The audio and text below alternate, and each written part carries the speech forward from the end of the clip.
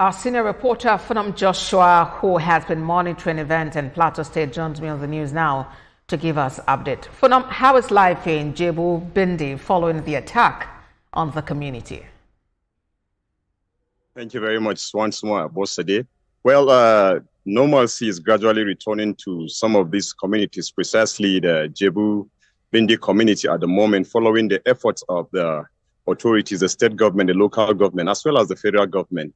But then one challenge, the locals told us at the moment is that they appreciate the presence of security operatives and the swift response from the state government and the local government. But then it's one thing that, one thing they are saying is you can only see this response only when they pass through this kind of attacks, There's a serious deployment of security operatives within this community and some of the vulnerable communities across, but they are pleading with the government to do more beyond just allowing, a community to be attacked before bringing the deployment of security operatives. However, the governor was there day before yesterday, and he assured them that the government is doing, more to make sure that they don't experience this kind of situation. It's a recurring situation. This attack, this latest attack, it's from what we learned, in that same community, that Jebu Bindi community, that from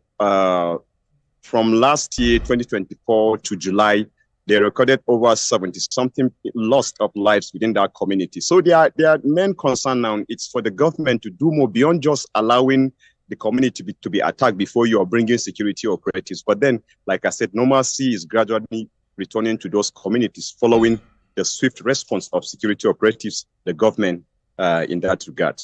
When we spoke earlier, Funam, you mentioned that before this particular attack took place, those attackers made about 3 different attempts, but they were repelled by security operatives. So based on the request coming from residents now, are you hearing any specific word in that regard, whether we will be able to maintain the same level of deployment of security operatives that we have at the moment to help those people get on with their lives?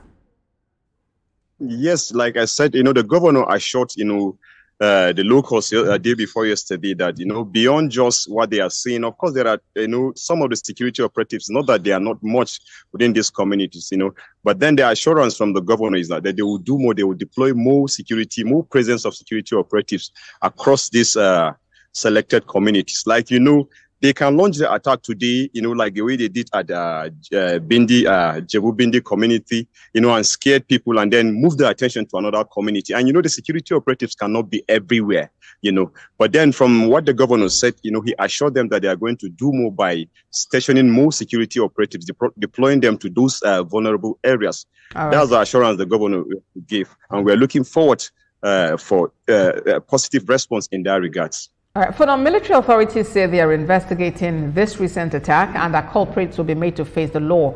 Are you aware whether any arrests have been made so far in connection with the Jebu Bindi attack? We are yet to receive any official, check from the authorities, from the military authorities. But what we learned is that they are doing more. They've deployed so much. There is this allegation by the locals that, few days to this attack, they cited some hillocks, alleged of the perpetrators. And then they said that they are living within those, bushy areas, the hilly areas around that community. So there's a deployment of the security operatives down to those areas being, alleged that that the perpetrators are there.